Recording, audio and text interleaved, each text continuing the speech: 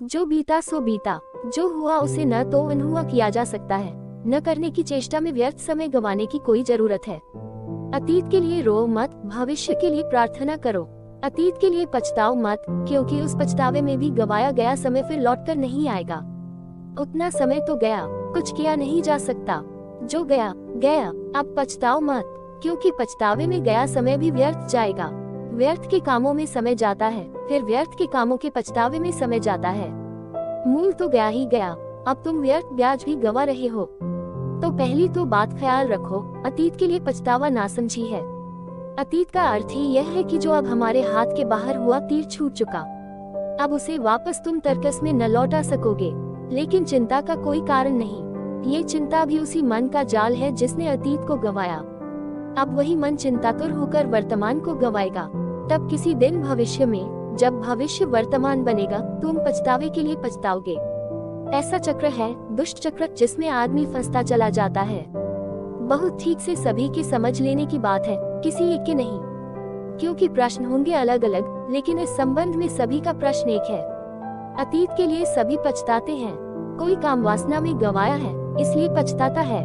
किसी ने क्रोध में गवाया है, इसलिए पछताता है। किसी ने लोभ में गवाया है, इसलिए पछताता है।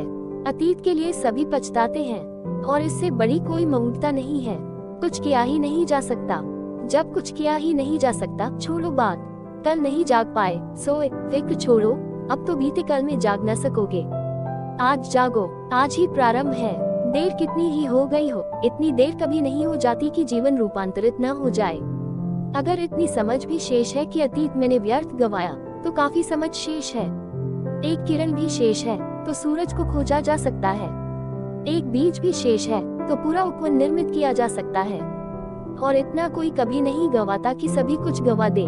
गवा ही नहीं सकता, क्योंकि संपदा हमारा अंतर स्वभाव है। हम कितना ही गवाएं, गवाने से हम मुश्किलें खड़ी कर देते हैं स्वयं तक आने में, लेकिन स्वयं नष्ट नहीं हो जाता। समय हम कितना ही व्यर्थ करें, इससे स्वयं व्यर्थ नहीं हो जाता।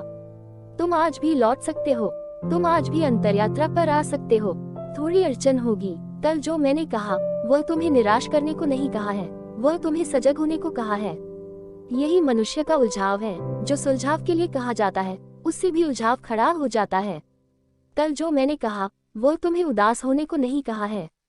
इसलिए नहीं कहा कि तुम अतीत के लिए पछताओ, इसलिए कहा है कि ऐसे भी देर बहुत हो गई है, पर अब और देर मत करो। जब जागे तभी सुबह। यदि बचपन ब्रह्मचर्य में बीता होता तो अंतरयात्रा सुगम होती। रास्ते पर कंकड़ पत्थर न होते, फूल बिछे होते। रास्ता अभी भी है, फूल नहीं है। थोड़ा खटका कीर्ण होगा, थोड़े कंकड़ पत्थर होंगे, उबड़ खाबड़ होगा, बस इतना ही फर्क पड़ रहा है। जहाँ सुगमता से यात्रा हो सकती थी, वहाँ थोड़ी दुर्गम होगी। जहाँ क्षण में पहुँचा जा सकता था, वहाँ थोड़ा ज्यादा समय लगेगा। थोड़ा तप होगा, थोड़ी कठिनाई होगी, हम पोगे थोड़े, पसीना बहेगा थोड़ा। बहुत नीचे उतर गए, चढ़ना होगा। ब्रह्मचर्य होता, उतरे ही न होते, चोटी पर ही होते।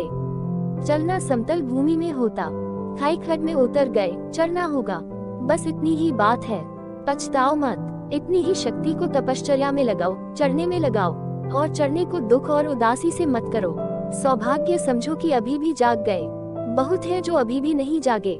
तुम छोटे ही गड्ढे में उतरकर जाग गए। बहुत है जो गहरी खाइयों में उतर गए हैं और उतरे ही चले जाते हैं। सदा जीवन का विधायक रूप देखो, ताकि तुम उदास न हो जाओ। क्योंकि जो उदास है उसके पैरों में पत्थर बन जाते हैं।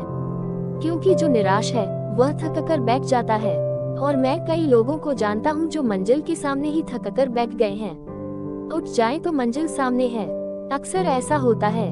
लंबी यात्रा तो लोग पार कर लेते हैं, फिर जब मंजिल करीब आ जाती है तब थक कर बैठ जाते हैं। 2 कदम चलना मुश्किल हो जाता है। लंबी यात्रा तो आशा में कर लेते हैं पूरी, जब मंजिल सामने आती है तब अपनी थकान का अनुभव होता है, बैठ जाते हैं। कहते हैं अब तो पास है, अब तो पहुंच जाएंगे। बैठकर सो भी सकते हो। और मंजिल कुछ ऐसी है, गत्यात्मक है। तुम बैठ जाओगे, मंजिल बैठी न रहेगी। मंजिल भाग रही है। जब आँख खोलोगे शायद पाओ कि मंजिल अब सामने नहीं है। किसी क्षण में थी, किसी भाव दशा में सामने थी, किसी दूसरी भाव दशा में सामने न होगी। मंजिल कोई थिर चीज नहीं है, कोई वस्तु नहीं है, भावोन्मेष है। तो किसी प्रेम के क्षण में, प्रार्थना के क्षण में पास होती है। जब प्रेम खो जाता है, प्रार्थना खो जाती है, दूर हो जाती है। दूरी और पास होना तुम्हारे मन की अवस्थाओं पर निर्भर है। जब मन बिल्कुल नहीं होता तो तुम मंजिल के भीतर होते हो, तुम भवन के भीतर होते हो, मंदिर के भीतर होते हो। जो गया गया, चिंता का कोई भी कारण नहीं। सभी ने गवाया है, तुमने अकेले थोड़े ही गवाया है। सभी भटके हैं, तुम अकेले थोड़े ही भटके हो। शायद भटकाव भी जरूरी था, शायद वही भटकाव तुम्हें मेरे पास ले आया है। इसे मैं कहता हूँ जीवन को विधायक ढंग से देखने की दृष्टि। कुछ दिन हुए एक शराबी आया। उसने कहा कि मैं बर्बाद हो गया शराब पी पीकर, अब तो छोड़ भी नहीं सकता हूँ। ऐसी गहन आदत बन गई, मन की ही नहीं शरीर की भी आदत बन गई है। अब तो छोड़ता हूँ तो शरीर में भी बेचैनी अनुभव होती है। अब तो मेरे चिकित्सक भी कहते हैं कि छोड़ना आसान ना होगा, शरीर की जरूरत हो गई है। मैंने तो जीवन यूं ही गवाया। वह रोने लगा, उसने सिर पीट लिया। मैंने कहा इसे भी थोड़ा गौर से देख, बहुत है जो शराबी नहीं है और मेरे पास नहीं आए। शायद तेरी शराब ही तुझे मेरे पास ले आई। शराब को भी धन्यवाद दे, जीवन को शुभ की दिशा से देख। कभी कभी मंदिर का रास्ता मधुशाला से होकर भी जाता है, कभी कभी मंदिर के पड़ोस में जो रहता है वह चूक जाता है और मधुशाला से आने वाला पहुंच जाता है। उठने के लिए गिरना जैसे जरूरी है, पाने के लिए खोना जरूरी है। नहीं तो पाने का पता ही नहीं चलता। इसीलिए तो हम बचपन को खोते। अब दोबारा जब हम बचपन को पाएंगे, होशपूर्वक खोजेंगे, निर्मित करेंगे, तब हम समझेंगे उस सौभाग्य को। सभी बच्चे रहे हैं, लेकिन किसने जाना उस सौभाग्य को, यूं ही गवा दिया। और जीसस कहते हैं जो बच्चों की भांति होंगे वे मेरे प्रभु के राज्य के अधिकारी। और हम सभी बच्चे थे, और जब हम बच्चे थे तब हमें कुछ भी पता न चला कि हम प्रभु के राज्य के अधिकारी, राज्य के भीतर थे। पता कैसे चलता?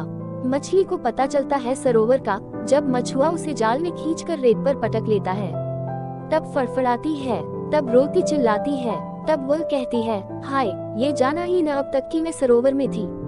सरोवर को जानना हो तो रेत पर तड़फना जरूरी है। ऐसा जीवन का गणित है। तो घबराओ मत, जो हुआ हुआ, तड़प लिए रेत पर काफी। इतना जीवन भी अगर शेष है कि तड़फन अनुभव होती है तो सरोवर दूर नहीं है, कहीं पास ही है। रेत से सरोवर कितनी दूर हो सकता है? रेत जल के पास ही पास है, जल के किनारे पर ही रेत है। अगर तड़फ रहे हो, तड़फन को छलांग बनाओ, उछलो। कई बार तो ऐसा होता है कि आकस्मिक रूप से उछलती मछली रेत में, पानी में वापस पहुंच जाती है। रास्ता भी पता नहीं होता, कहाँ जाए। तड़प इतनी होती है कि आंखें अंधी हो जाती हैं, बुद्धि धुंधली हो जाती है, लेकिन तड़प ही ले जाती है, तड़प ही ले गई है। भक्तों से पूछो, वे कहते हैं जो तड़पा उसने पाया, जो रोया उसे मिला। दिल भरकर रो लो, आंसू धो देंगे जीवन को, लेकिन विधायक ढंग से देखो। चल रहा है पर पहुंचना लक्ष्य पर इसका अनिश्चित। कर्म कर भी कर्मफल से यदि रहा ये पांथ वंचित, विश्व तो उस पर हंसेगा, खूब भूला खूब भटका, किंतु गा ये पंक्तियां दो वह करेगा धैर्य संचित। व्यर्थ जीवन की रटन क्या, दो नयन मेरी प्रतीक्षा में खड़े हैं। यही श्रद्धा है कि परमात्मा तुम्हारी बात जोहता है। कितने ही दूर चले गए, सत्य तुम्हारी प्रतीक्षा करता है। तुम ही नहीं खोज रहे हो, परमात्मा भी तुम्हें अंधेरे में खोज रहा है। जीसस ने कहा है, गड़रिया आता है सांझ सूरज के ढले, अपनी गारों को संभालता हुआ, भेड़ों को संभालता हुआ। अचानक पाता है एक खो गई, सबको छोड़ देता है वहीं, उसी की तलाश में निकल जाता है। उस अंधेरी रात में सबको छोड़ जाता है असहाय, उस एक की खोज में निकल जाता है जो भटक गई। और जब उसे पा लेता है तो उसे कंधे पर रख कर लौटता है। ठीक कहा, जानकर कहा, पता है जीसस को जो वे कह रहे हैं। किंतु गा ये पंक्तियां दो वह करेगा धैर्य संचित।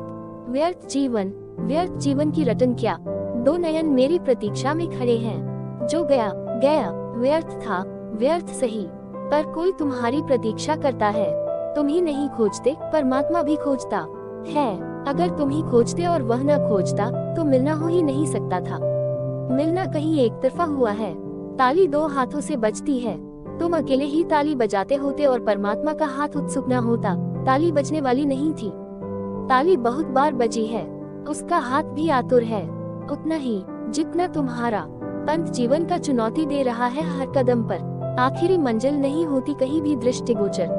धूल से लद, श्वेत से सिंच हो गई है देह भारी। कौन सा विश्वास मुझको खींचता जाता निरंतर।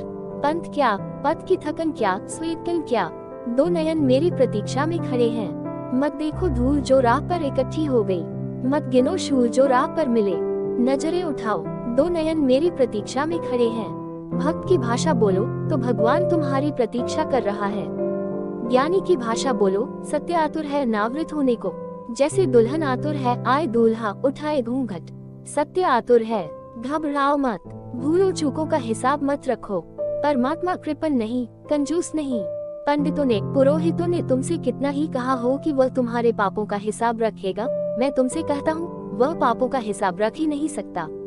परमात्मा और पापों का हिसाब रखे, ये बात ही कुछ बड़ी दुकानदारी की हो जाती है। तुम कितने ही भटको भूलो, तुम कितने ही अंधकार में निकल जाओ, उसका हाथ तुम्हें खोज ही रहा है। इसलिए विधायक दृष्टि को पकड़ो। पहली बात, जो हुआ हुआ, समझो कि देखा था एक दुख स्वप्न, इससे ज्यादा है भी नहीं तुम्हारी जिंदगी।